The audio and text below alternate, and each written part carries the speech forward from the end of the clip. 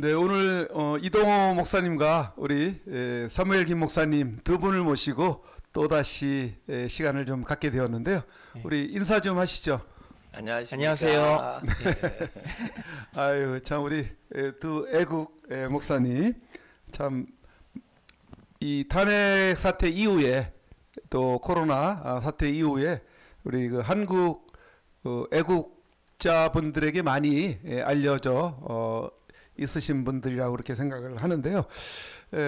우리 그 이동호 목사님과 김건삼 목사님 두 분을 모신 이유는 유튜브의 역할에 대해서 상당히 높게 평가를 하고 계시는 걸로 그렇게 알고 있어서 막상 유튜브를 찍고 있는 저의 입장에서 봤을 때 저보다도 더 유튜브를 높게 평가를 하시고 역할에 대해서 이렇게 그 극찬을 하시는 것 같은데 조금 세부적으로 우리 그 시청자분들하고 좀 들어보고 싶은 그런 그 시간이 좀 필요할 것 같아서 두 분을 모셨습니다. 우리 그 먼저 우리 이동호 목사님께서 한번 좀 왜 유튜브가 그렇게 중요하고 좀 전에도 이렇게 방송 전에도 이제 잠깐 언급하는 그 내용이 있었는데 그 부분을 그냥 듣고 말기에는 너무 아까울 것 같아서 이렇게 좀 시간을 갖자 이렇게 요청을 드려서 이러한 자리를 가졌거든요.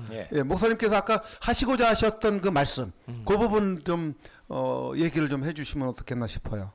네, 한국에 있는 좌파 종북 세력이 이제 정권 탈취를 위해 수십 년 동안 준비했었는데 방송이나 방송 노조를 점령하고 다 점령했는데 언론을 장악하면은 그 정권 탈취가 될 줄 알았는데 유튜버가 발달을 하면서 유튜버에서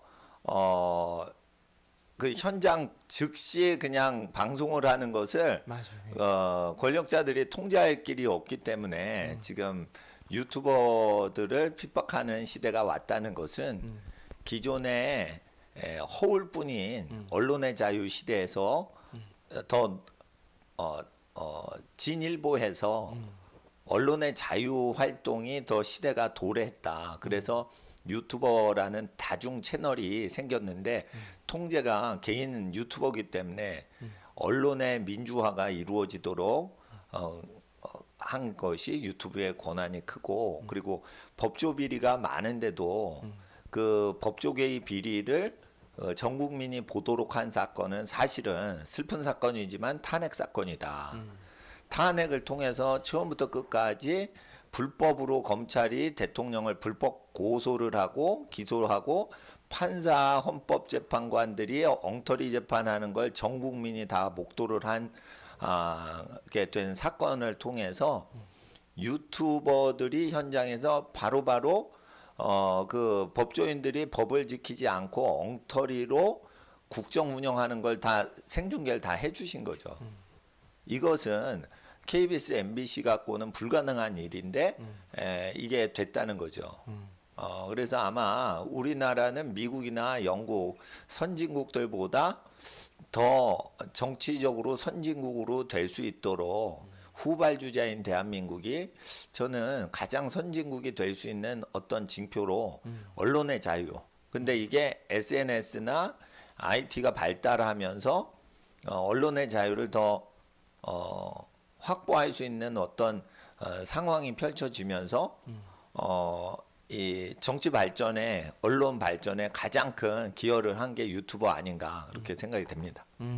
네, 우리 그 두 분 다 사실은 유튜브 채널을 운영을 하고 계세요. 우리 이동호 목사님은 이제 교회 설교 때문에 채널을 운영하고 계시고, 우리 그 또 김건삼 목사님도 또 애국 활동이라든지 또 뭐 여러 가지 일을 올리고 계시는데, 우리 김건삼 목사님 같은 경우는 지금 구독자가 9만 가까이 되는 걸로 알고 있는데 넘었습니까? 근데 그 채널이 정갈래 선교사님 채널인데 정갈래 선교사님이 저한테 이제 부탁을 하셔가지고 만들기 시작한 게 이제 그렇게 된 겁니다. 근데 사실은 제 채널이 아니라 정갈래 선교사님 채널입니다. 그런데 이제 우리 목사님께서 운영은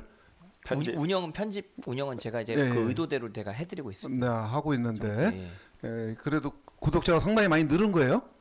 근데 사실 초반에 비해서 대부분의 구독자가 탄핵 때 굉장히 많이 늘었어요.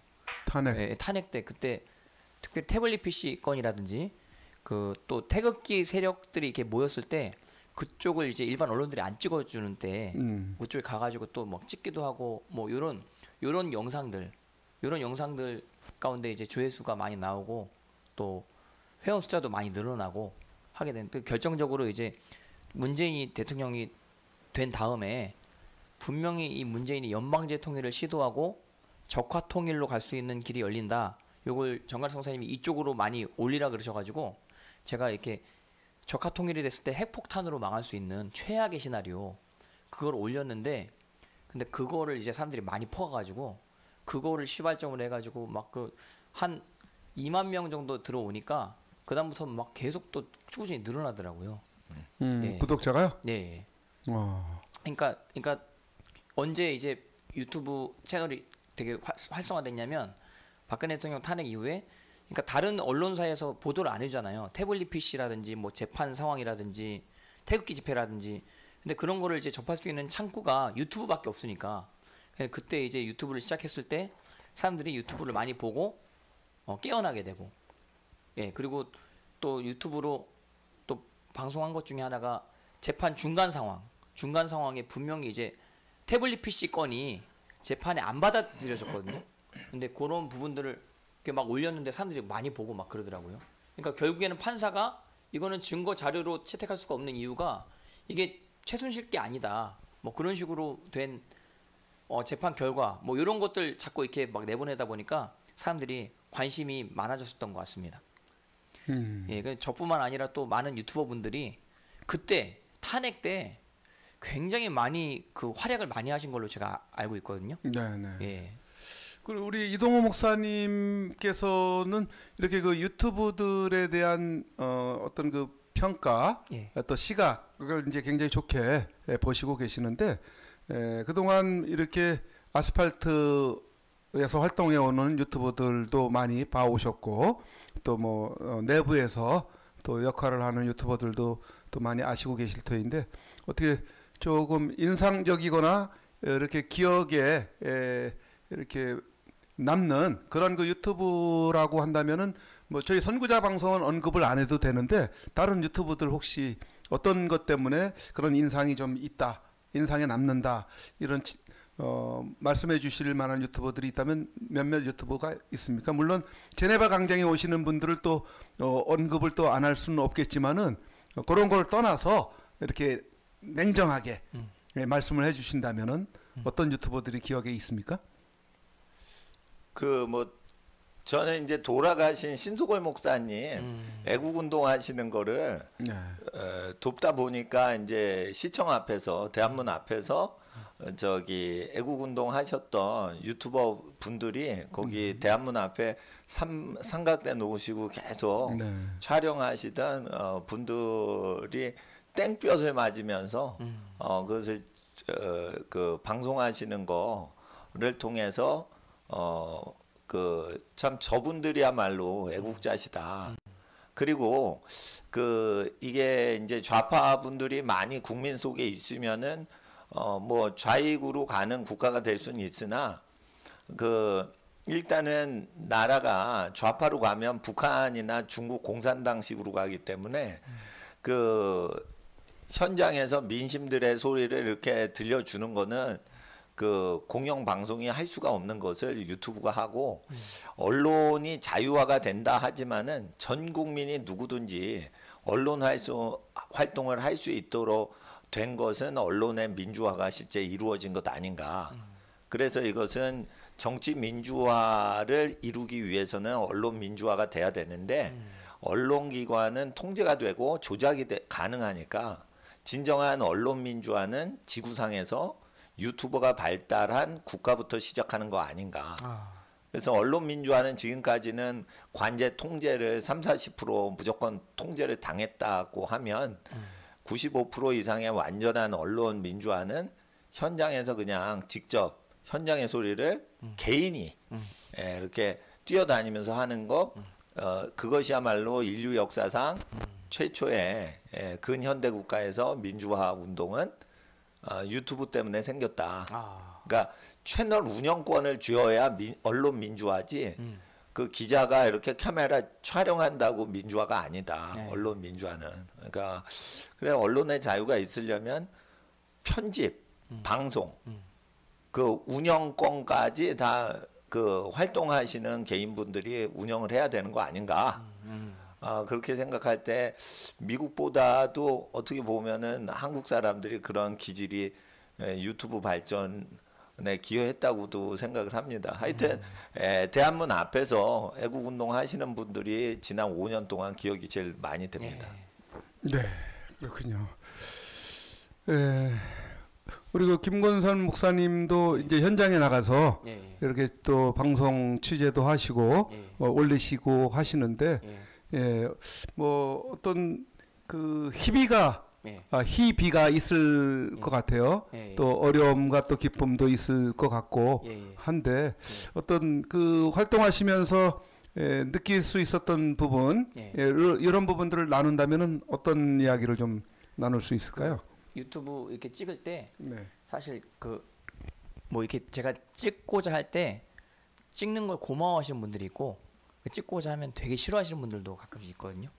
그 예를 들어서 이제 옛날에 경찰들이 뭐 집회 같은 거 이렇게 막 통제하려고 할 때 경찰들의 그 상황을 막 찍고 있는데 경찰이 막 자기 얼굴 찍었다고 뭐 초상권 뭐 어쩌고저쩌고 막 하면서 막 겁박도 하고 막 그런 경우도 많이 있었고 그런 게 이제 기억이 나는데 근데 이제 지금 이 상황을 그대로 찍어야겠다라고 하는 그런 어떤 마음가짐 가지고 계속 찍었을 때 그 아무튼 그렇게 뭐 큰 탈은 뭐 없었던 것 같고 하는데 이런 여러 가지 또 뭐 초상권 침해라든지 또 여러 뭐 법적인 부분들 때문에 실시간 하는데 두려워하시는 분들도 많이 있을 수도 있고 뭐 그럴 수 있다고 생각하는데 아무튼 제가 알기로는 공무원들을 우리가 이제 얼굴을 찍을 때 대통령도 우리가 찍을 수 있고 국회의원들도 찍을 수 있고 하는 어떤 그런 상황 가운데 공인은 우리가 자유롭게 찍을 수 있는 자유가 있다라고 제가 법적으로 그렇게 정리가 된 걸로 알고 있거든요.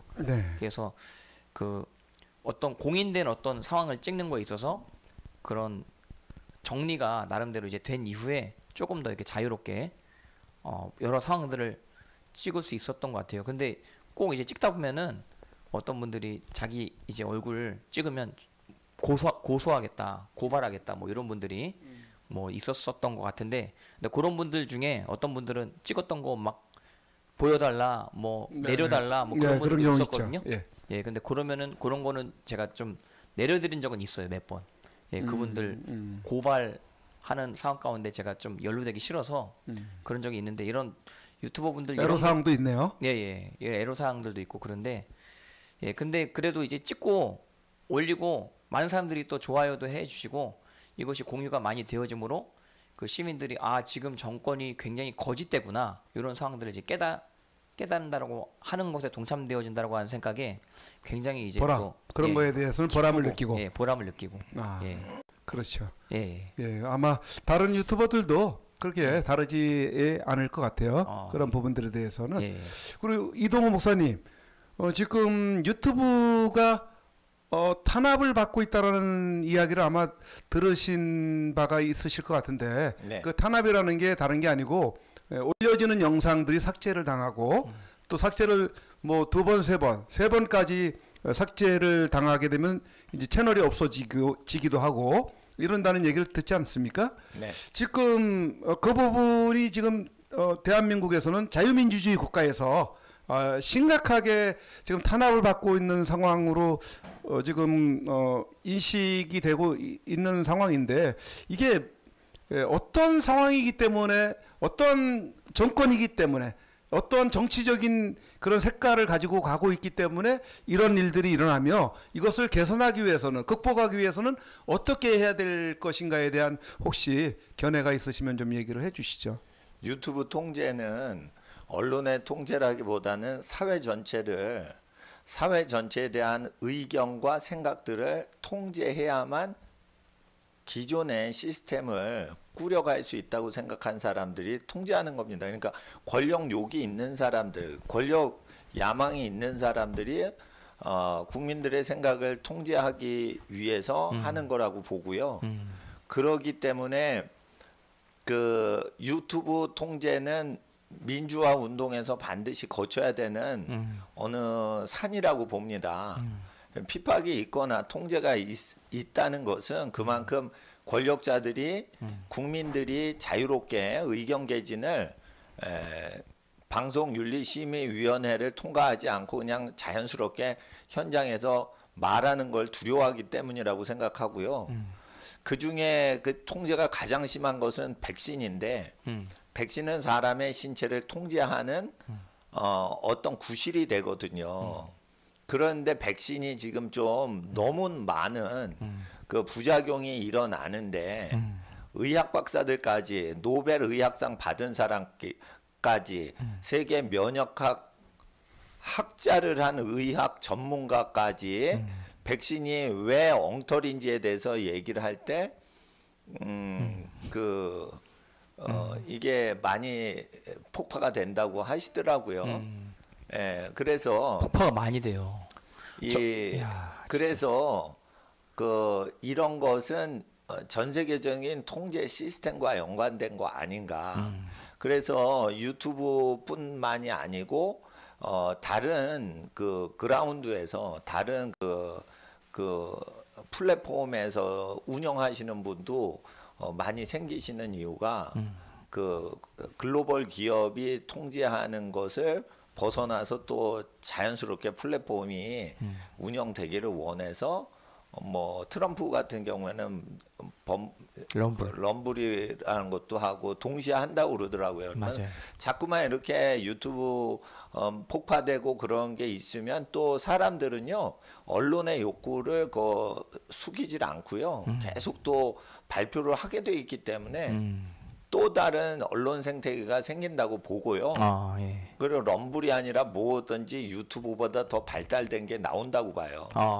왜냐하면 언론의 자유라는 그것은 하나님으로부터 오는 거거든요. 예. 그런데 그것을 억누르려고 하면은 유튜버나 구글이 이기는 게 아니라 구글이나 유튜버를 능가하는 어떤 생태계가 온다고 봐요. 결국은 사람이 하는 거거든요. 그래서 이것은 더 발전하는 일종의 그 진통 현상이다. 언론 생태계가 발달해야 되는 일종의 진통이다. 그렇게 생각이 됩니다. 네.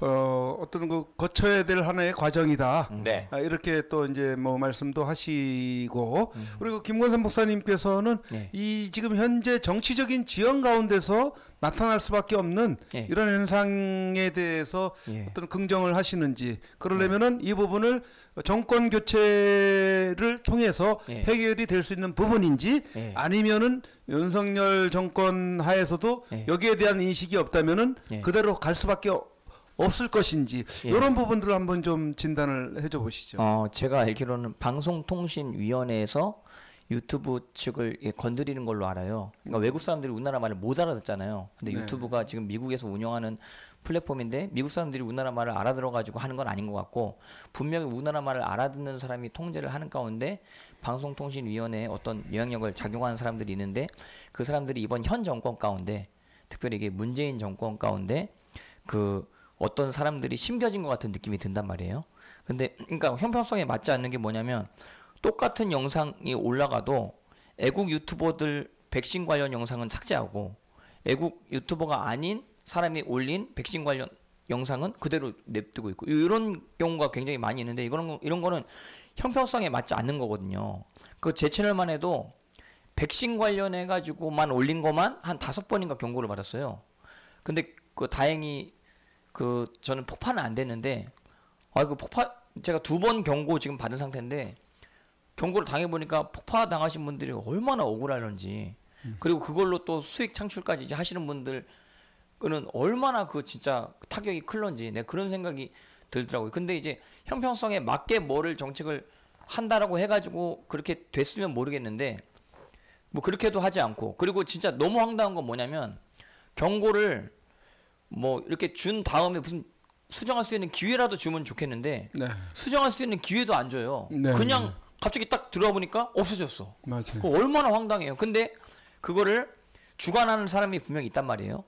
그 방송통신위원회 있지 않습니까? 네, 방송통신심의위원회. 심의위원회. 네, 네. 그러니까 그거를 그 윤석열이 어떻게 건드릴지 안 건드릴지 모르겠는데 제가 한 가지 확실한 건 무엇이냐면 저는 이렇게 생각합니다. 윤석열이 대통령 된 이유는 부정선거를 막았던 그 하루에 그 유튜버 시민들 그 사람들이 거기 다 들러붙어가지고 윤석열이 당선된 걸 그 정확하게 알고 있어야 되는데 아마 그거를 알런지 모르는지 내가 생각하기에는 그렇게까지는 알려고도 안 할 것이다라고 생각도 들고 하는데 일단은 우리가 그 유튜버라고 하는 플랫폼 안에서 할 수 있는 건 다 하고 그리고 이제 유튜브에서 제재하는 거는 다른 어떤 플랫폼을 이용해서 자꾸 어떤 지경을 넓혀 나가는 식으로 해서 우리 이동욱 목사님 말씀하셨던 것처럼 생태계가 바뀌는 그런 역할을 주도적으로 시민들이 해야 된다고 생각하는데 그 이동욱 목사님이 사실 10년 전부터 말씀하신 게 뭐냐면 개인 미디어 방송 시대가 온다.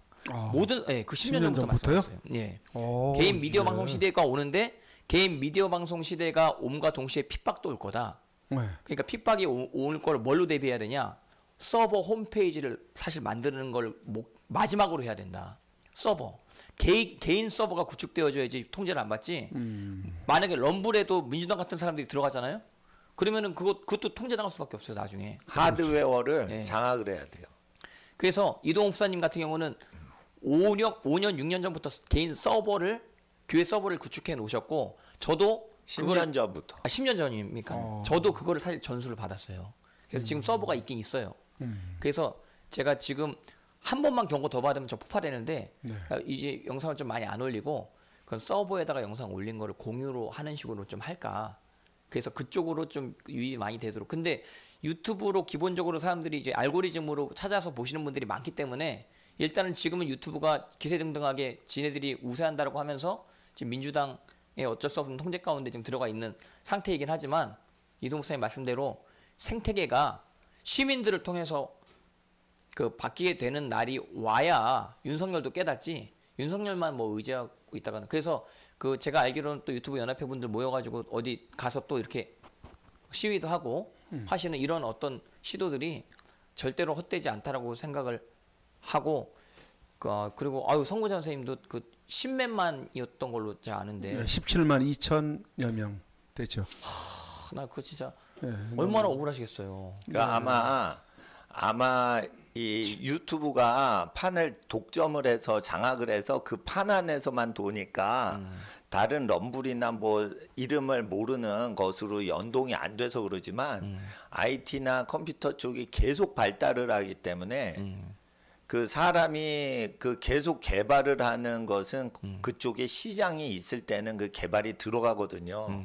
그렇기 때문에 그 나중에는 어떻게 되냐면 이게 KBS 방송국 운영하는 게 천문학적이라 개인이 못했지만 핸드폰 갖고 지금 다 KBS 방송국 역할을 다 하는 거잖아요. 이와 같이 개인 TV를 하는 걸 넘어서 유튜브 채널 회사 자체를 운영하는 것이 저비용으로 되는 시스템이 옵니다. 반드시. 그러는데 여기서 그러니까 하드웨어하고 소프트웨어를 다 점령을 못하면 그 나중에 간섭을 받게 돼 있다는 것을 우리가 알아야 되고 더 위험한 것은 지금 세계 정부를 추진하는 케네스 로코프 교수인가요? 하버드대 경제학 교수는 현찰을 없애버리고 그 소프트 화폐 있죠? 디지털 화폐. 인간이 손으로 돈을 소유하지 못하게 하고 디지털로만 화폐를 만들어서 전광판에 숫자만 구경하게 하자. 이렇게 하면은 어떻게 되냐면요. 지금 유튜브가 개인 유튜버 TV를 폭파시키는 것처럼 개인 소유 재산을 수백억이라도 순식간에 날려버릴 수가 있어요. 스위스 은행이요. 러시아 그 계좌를 동결하거나 북한 계좌를 동결했을 때 독재자 김정일이가 전혀 자기 돈을 못 썼어요. 이것이 스위스에서 통제하는 것은 어떻게 되냐면 하드웨어인 어떤 돈의 내용을 관리해서인데 이것이 디지털 화폐가 되면 김정일의 돈을 통제하던 스위스 은행의 권한이 어떤 그 중앙 한국은행이나 세계정보은행에 들어가게 되죠. 그러니까 이건 굉장히 큰 문제가 또 연동이 되는데 이런 것이 소프트웨어와 하드웨어의 연동성을 동시에 점령 못하면 우리의 인권과 자유는 없어진다. 그래서 하드웨어 자체도 점령을 해야 될 거라고 봐요. 그 목사님께서 아까 말씀 우리 사무엘김 목사님께서 언급하셨는데 이동호 목사님께서는 이게 1인 미디어가 활성화되고 발달될 것이다. 그런 시대가 올 것이다라고 10년 전에 이렇게 내다봤다고 하는데 어떻게 그렇게 내다보실 수 있었어요? 10년 전에 제가 그거를 하고 있었거든요. 뭐를요? 올레 TV라고. 네, KT에서 하는 올레 TV에서 했는데 그 구글에서 유튜브 스트리밍 지금 유튜브 비슷한 거를 하니까 KT로 안 가고 그 구글 유튜브로 다 사람들이 갔어요. 결국은 그 당시 기억으로는 KT 그 온라인 동영상 회사가 사라지게 됩니다. 그럴 때 제가 거기다가 제 유튜브 인터넷으로 방영하던 걸 다 저장했는데 한 달 안에 다 갖고 가세요. 나가세요 하더라고요. 그래서 서버가 필요하겠다라고 생각을 했습니다. 10년 전 얘기죠. 그러니까 서버를 확보하지 못하고 쉽게 말해 땅이 자기 땅이 아니면 자기가 그 건물을 갖고 있어도 중국 공산당이 땅이 국유지니까 나가 하면은 불도저로 밀어버리는 그런 현상들이 부동산만 나타나는 게 아니고 이 디지털 세계에서도 일어난다.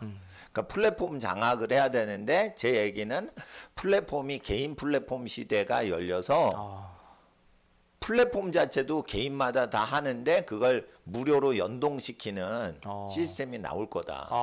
이게 충분히 지금 기술로 가능한 거예요. 그 목사님 말씀대로라면 결국에는 유튜브도 이제 시대가 저물 수도 있는 그 때도 올 거다라고 생각도 가능할 수 있겠네요. 구글 회사의 의지에서 가는 것 이상의 것을 하나님께서는 예비하고 계시죠. 왜냐하면 자기가 대우받고 싶은 대로 남을 대우해 주거라 하셨으면 하나님이 그런 식으로 일을 하시거든요.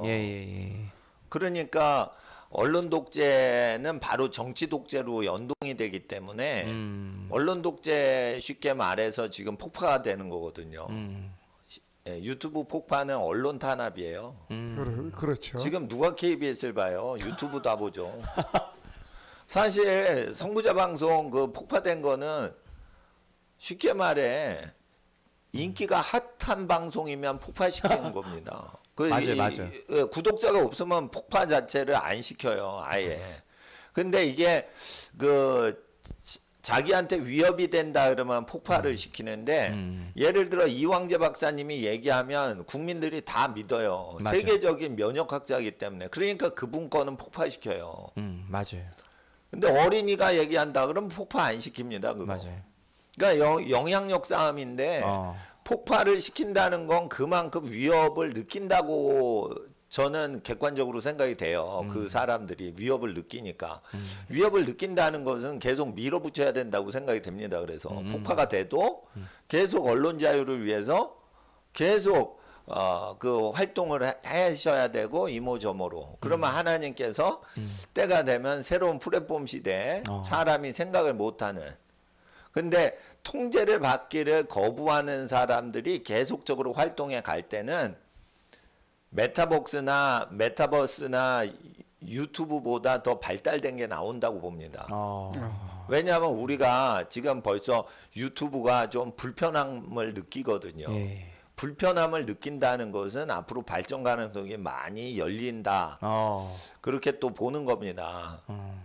결국 그 독재 정권 문 정권을 지지했지만은 문 정권이 문을 닫았잖아요.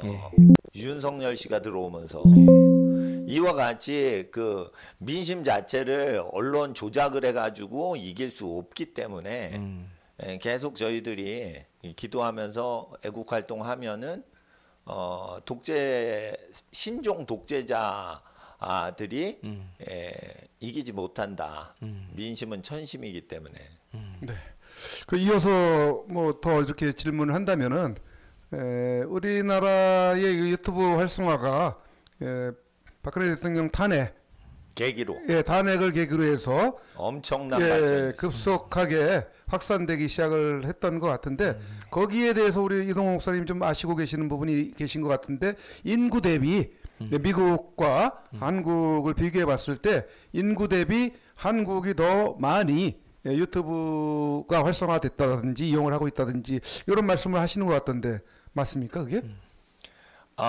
전 세계에 발표를 한 겁니다. 미국이 대국이라서 유튜브 수는 많지만 작은 인구인데 5천만 명 수준에서 이렇게 유튜버 활동하는 그 프로듀서들이 많은 나라는 전 세계 인구 대비 1등입니다. 대한민국이. 그렇습니다. 예, 현재 1등이에요. 인구 대비 1등입니다. 그리고 중국은 언론 통제를 하기 때문에 아예 꿈도 못 꿔는 거고요. 예. 그래서 전 세계 1등이고요. 그러면 우리나라가 언론 자유와 1등으로 달려갈 수 있는 길이 열린 거고요. 그 길이 열리는데 억울하게 재판당하는 거를 탄핵을 통해 가지고 유튜브들이 그때부터 굉장하게 불어났기 때문에 억울한 일을 보도를 해서 억울하지 않게 하는 사건을 일으키려고 됐기 때문에 탄핵이 굉장히 정치적으로 후퇴한 것 같지만 탄핵이라는 것은 숨겨져 있던 고름을 드러낸 사건이라고 봐요. 그래서 그걸 통해서 사설 언론 민주화 운동이 급격히 발달을 한 거라고 봅니다. 그러니까 박근혜 대통령께서 탄핵을 불법 탄핵을 당하셨어도 그것이 사실은 진정한 언론 민주화의 민심 민주화의 촉매제가 됐던 사건이라고 보고요. 또한 박근혜 대통령이 감옥에 있는데도 지지율이 줄어들질 않고 이렇게 지지를 받을 수 있는 분위기도 사실은 유튜브가 형성을 해준 거고요. KBS, MBC가 꿈도 못 꾸는 거고요. KBS, MBC는 지금 천문학적인 재정 적자에 허덕이고 있습니다. 결국은 언론의 대부분은 유튜브라고 보셔야 되고요. 지금 KBS, MBC는 가성비 꼴찌입니다. 엄청난 직원 고용하면서 광고 수익도 안 나고 인건비만 나가고 망하는데 세금으로 망하는 걸 늦추고 있을 뿐인 거죠. 진짜 그래서 한 유튜브 하나가 KBS의 수백 배 역할을 한다. 특별히 정치 발전에는. 네, 그렇군요. 이건 뭐 좀 우스갯소리일 수가 있는데 아까 목사님께서 선구자 방송은 미국에도 없고 어디에도 없고 아프리카에도 없고 이렇게 말씀하셨는데 없습니까? 보니까 없어요. 찾아보셨어요? 왜 그러냐면 제가 그 선구자적인 유튜버 방송들이 여러 개 있는데 그 중에 제가 이제 신소골 목사님하고 친했었기 때문에 신소골 목사님 애국운동 하실 때 이제 선구자 방송하고 봉주루 방송하고 여러분들 이제 뵙긴 했는데 영우 방송도 미국에는 부정선거를 이렇게 그 심도 있게 현장적으로 취재하는 것이 있었겠는가? 이 한국인들의 열심 아닌가?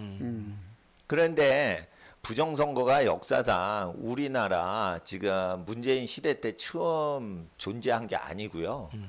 저는 상식적으로 전 세계 모든 200개 국가에 다 부정선거 있다고 봐요.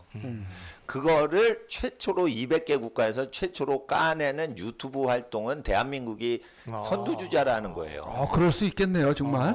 미국도 그걸 못하는 거예요. 땅이 너무 넓으니까. 맞아요. 이 부정선거를 200개 국가가 다 한다고 보셔야 돼요. 지금 처음 발견한 거예요. 유튜브가 그걸 처음 캐내는데 한국 유튜버가 처음 캐낸 거예요. 그렇게 듣고 보니까 또 그런 것 같기도 하네요. 200개 국가 중에 없는 나라 없어요. 부정선거 다 있다고 봐요, 저는. 그러는데도 그거를 공식적으로 노골적으로 돌직구식으로 까발린다는 거예요. 이거는 대단한 발전이에요. 이건 더러운 나라가 더러운 짓거리 한 걸 발견한 게 아니고 감춰있던 어둠의 실체를 최초로 드러낸 나라는 대한민국이요. 대한민국 유튜버는 선구자적인 유튜버 선구자 생태계라고 보는 거죠. 네. 네. 그래서 그 중에서 선구자 방송 통해서 저희가 4.15 부정선거 실체를 알았거든요. 네, 그래서 저희가 그때 당시에 네. 송파구 올림픽 경기장 네. 예, 거기 개표 현장에서 네. 방송하다가 네. 그 봉인지에 사인이 다른 걸 발견을 그렇죠. 했다고 해서 네. 예, 보도를 했는데 네. 아마 그 방송이 상당히 충격적이었죠. 어떤 그 여파를 미친 것 같아요. 충격적이죠. 그리고 그 방송이 나가면서 의심이 되니까 통계학자들이 다 달라붙어서 이상하다. 네. 그리고 민경욱 의원이나 여러 그 통계 수치가 완전 조작된 거가 예. 과학적으로 입증되면서 그렇죠. 이거 과학적으로 입증이 된 거예요. 통계학자들에 의해서. 예. 네. 6336. 그래서 이게 전 세계적으로 나간 거고 예. 바이든 정부가 C급을 했을 겁니다. 네. 그래서 선구자 선생님 그 봉인지 방송 나간 다음에 네. 6336 퍼센테이지도 나오고 관내 사전 비율 나눈 거 그 소수점 2자리까지 딱 맞추는 거. 이거는 뭐 통계학자들이 절대로 불가능한 거라고 했는데 그거를 우리가 보고 목사님이랑 그때 4월 18일, 19일 날 대학문 앞에 나와가지고 기자회견 했는데 네. 야, 근데 그때는 좀 분위기가 굉장히 살벌했거든요. 왜냐면 그 기자회견 하는 사람들이 없었어요. 부정선거 관련해 가지고 없었거든요. 예, 근데 이제 저희가 이제 했는데 와, 근데 그거 저희가 기자회견 발표하고 난 다음에 그때 그 이동욱 사님 연설을요. 네. 영호방송 TV에서 나온 게 한 6만 7만 봤어요.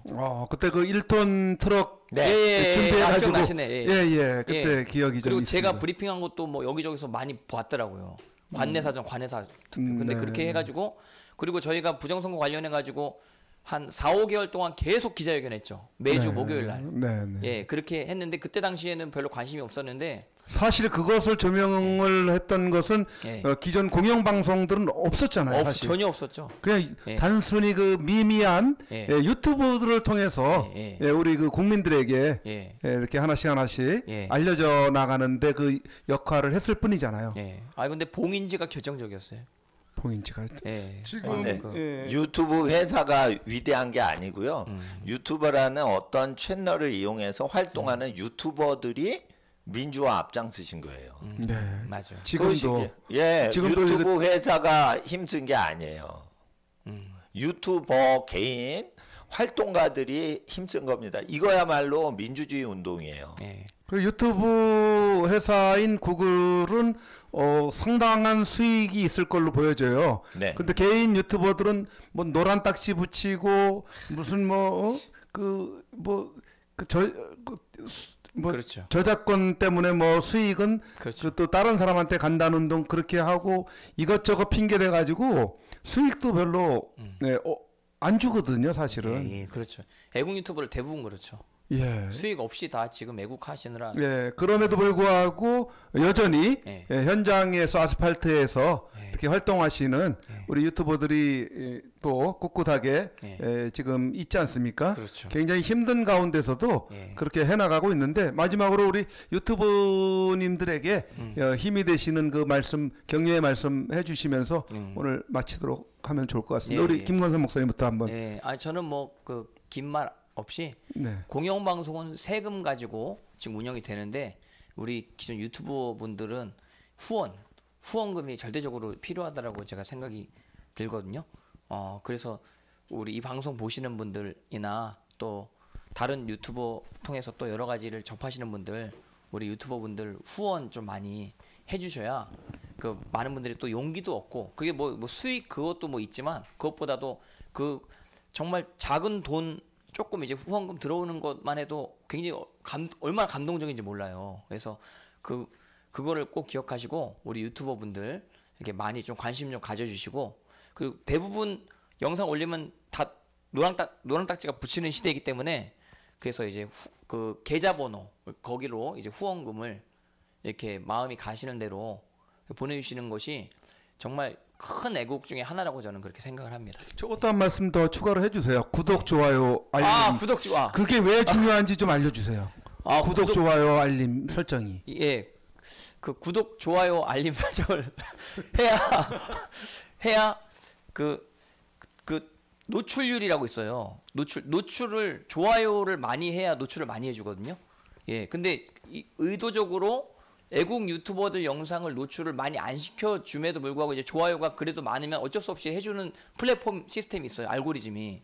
그래서 구독, 좋아요를 꼭 많이 해주셔야 노출이 많이 되고, 그래서 그것으로 인해서 많은 사람들이 그 영상을 접하게 되고, 또 이 땅 가운데 여러 가지 악한 일들이 벌어지는 것을 많은 사람들이 알게 되고, 그럼 민주주의가 발달되어지게 되는 이런 게 다 이제 있기 때문에 좋아요, 그리고 구독, 댓글도 많이 다세요. 댓글을 많이 달면 또 노출이 많아진다 그러더라고요. 예, 댓글도 많이 달고, 그래서 댓글 중에 뭐 너무 귀찮으시면 점 하나라도 이렇게 탁 찍고, 예, 그렇게 댓글을 다시는 것만 해도 그게 노출이 많이 되니까. 그러니까 댓글, 구독, 좋아요, 후원까지 그렇게 이제 해주시고, 그리고 요즘엔 공유율도 그게 알고리즘에 입력이 돼요. 공유율. 그러니까 자기가 가지고 있는 커뮤니티가 뭐 많이 있다. 그러면은 카카오톡, 밴드, 또 뭐 있죠? 뭐 여러 가지. 예, 시그널, 뭐 여러 가지로 공유를 아무리 사람들이 많이 안 봐도 공유를 많이 해드리면 그 노출률이 또 많아질 수 있다라고 하는 거. 예, 그렇게 이제 하시고, 또 그리고 모든 분들이 이제 다 핸드폰 가지고 있기 때문에 아까 이동욱 목사님 말씀하신 대로 지금 1인 방송 시대이기 때문에 다 유튜버가 되시면서 또 좋은 자료들은 대형 유튜버들한테 또 공유도 많이 해주시고, 예, 그렇게 해주시면서 요즘엔 마지막으로 제가 말씀드리고 싶은 게 쇼츠를 많이 올리세요. 쇼츠. 짧은 영상을 말씀하시는 거죠? 예, 1분 이내의 영상. 예, 1분 이내의 영상을 이게 길쭉하게 만드시면 그게 이제 특별하게 이제 공유가 많이 되도록 그렇게 알고리즘이 떠요 또. 그래서 요즘에는 쇼츠 시대입니다. 짧게 많이 만드셔가지고. 근데 또 그런 실력이 없으시면 좋은 정보는 유튜버 분들 연락처를 아셔가지고 다 공유를 많이 해주시고, 그러면 우리가 편집을 해가지고, 그렇죠. 예, 그거를 이제 또 많이 공유할 수 있으니까. 네. 예. 그렇게. 예. 감사합니다. 우리 이동욱 목사님도 우리 유튜버들에게 좀 격려의 말씀 좀 마지막으로 좀 해주시죠. 세금으로 정치하는 정치인들이 나라 살리는 게 아니고요. 정치 발전과 민주화 운동은 무료로 유튜버 활동을 하시는 모든 유튜버들에 의해서 이루어지는 겁니다.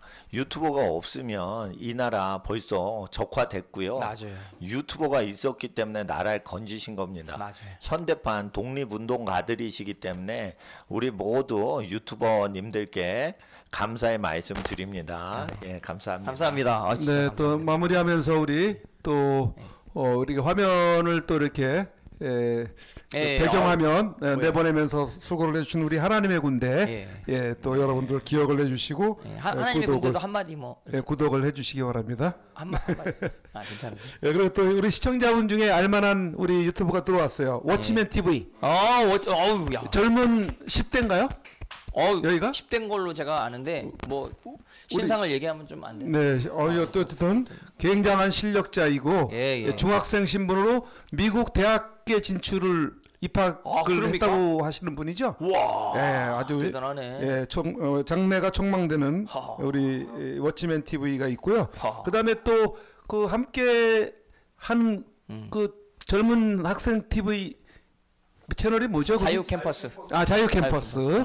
예, 우리 거기도 중학생인가요? 대학생이요. 거기 대학생. 청소년인데 대학생. 나이는 고등학교 1학년. 고등학생인데 대학교 다녀요. 중3 때, 중2 때 대학교에 전부 이 학생들이 다 한미연합교회 현재 또 거기서 신앙생활을 하는 친구들이 되겠습니다. 이런 분들을 여러분들이 관심 갖고 많이 또 구독해 주시고 시청해 주시면서 지지해 주시기 바랍니다. 오늘 우리 요한 이동욱 목사님 그리고 또 우리 사무엘 김 목사님 두 분을 모시고 유튜브의 위대한 역할에 대해서 활동에 대해서 오늘 또 들어보는 시간을 가졌습니다. 오늘 두 분 말씀 감사합니다. 감사합니다. 초대해 주셔서 감사합니다. 감사합니다.